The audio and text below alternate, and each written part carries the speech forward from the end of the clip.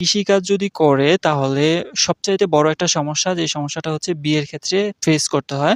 মেয়ে দেখার ক্ষেত্রে ফেস করতে হয়। একটা প্রশ্নের কাছেই সবকিছু হেরে যায় যে ছেলে কি করে? ছেলে কৃষিকাজ করে। যে বিবাহের ক্ষেত্রে ধরুন একটা সময় ছিল আদি যুগ, যখন হচ্ছে একেবারে আ জীবিকা নির্বাহের মাধ্যম ছিল কৃষিকাজ, এবং যারা কৃষিকাজ করত তাদেরকে সবচাইতে ধনী হিসেবে গণ্য করা হতো, এবং যে যত বেশি চাষবাস করত তার সেই ফ্যামিলি তত বেশি বড়লোক, এটাই ভাবা হইতো। এবং আম আ গৃহস্থী করে, মানে গ্রামগঞ্জে একটা কথা আছে, গৃহস্থী পরিবার চায়া, বড় গৃহস্থী করে এরকম পরিবার চায় মেয়ে বিয়ে দিত। কিন্তু বর্তমান সময়টা হচ্ছে চেঞ্জ হইছে। আগে একসময় গৃহস্থী ছিল, চাষবাস ছিল, এখন নতুন করে চাকরি হইছে, কর্পোরেট চাকরি, সরকারি চাকরি থেকে শুরু করে এই জিনিসগুলা।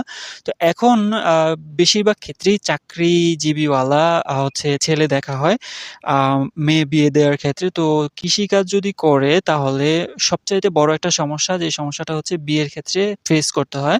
মেয়ে দেখার ক্ষেত্রে ফেস করতে হয়। একটা প্রশ্নের কাছেই সবকিছু হেরে যায় যে ছেলে কি করে? ছেলে কৃষিকাজ করে।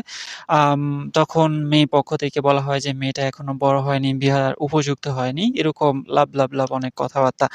সো এই একটা প্রবলেম।